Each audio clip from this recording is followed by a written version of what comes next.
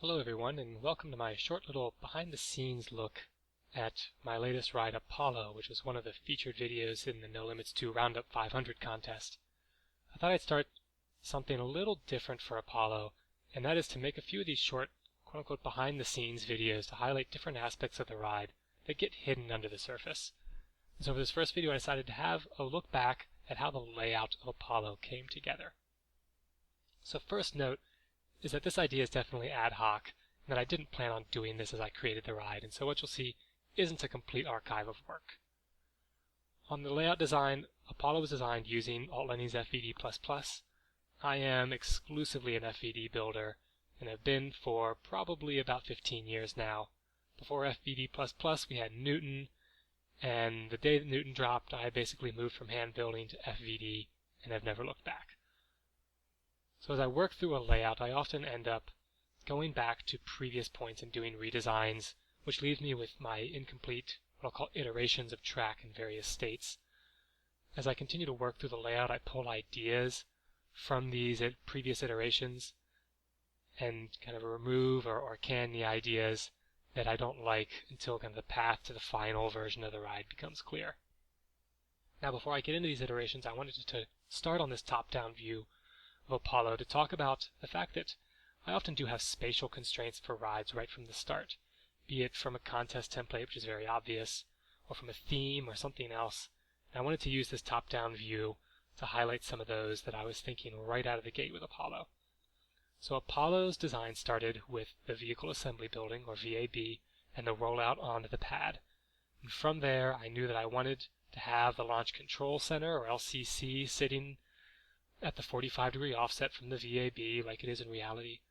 I also wanted most of the buildings to actually align with the orthogonal grid as well, something I usually try to avoid, but when you look at actual NASA and government sites, you see this kind of alignment.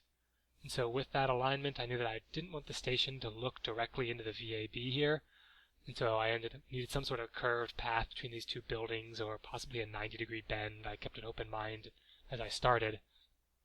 And then the transfer building, as well as the mid-ride show building, definitely at the start of the design of this layout, or not even really even in my thinking.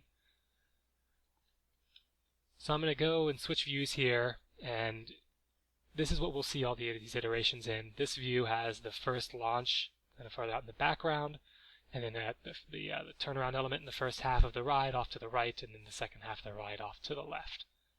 With this orientation, I'll strip it all the way back to kind of my very first iteration. And you can see in general the approach to the first top hat was there from the start, along with this kind of sweeping turn and this low ejector hill. I originally had the ride turning the opposite direction from here and into this turnaround element, and had some hills, because I wanted to have some place where the path would enter the area. It would cross under the ride to kind of form a bit of an entrance feature. And so I had that thinking from the start.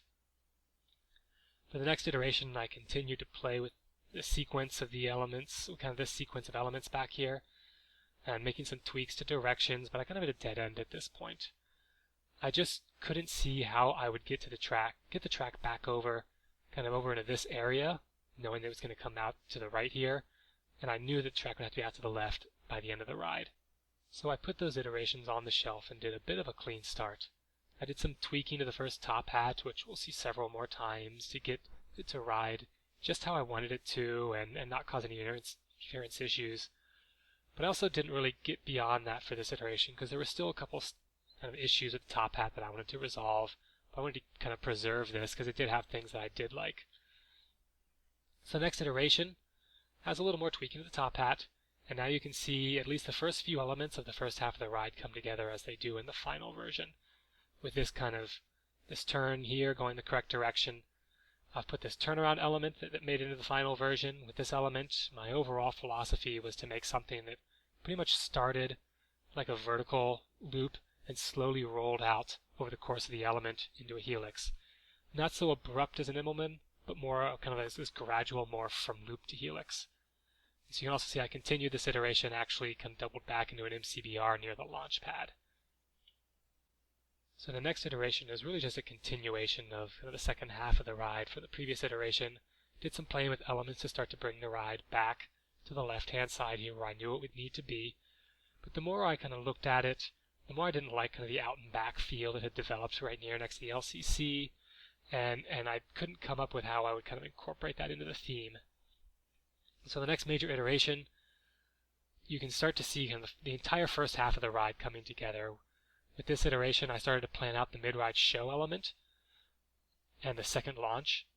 It led me also to begin to plan out how the ride's storage and maintenance buildings would be placed, and how I would form a courtyard in the queue. And this courtyard eventually became very important to me because it's where I put the kind of real scale piece of Saturn V for a stage. So from the very start of this, I wanted to include something in the ride that gave people this sense of size of the real Saturn V rocket. And I played with a lot of different ideas, but was finally able to settle on this centerpiece in the courtyard.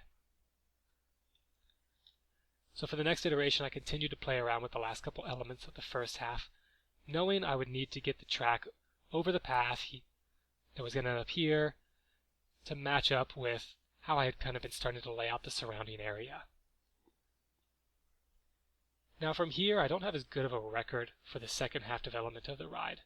Honestly, the second half of this ride came together much easier than most of my rides.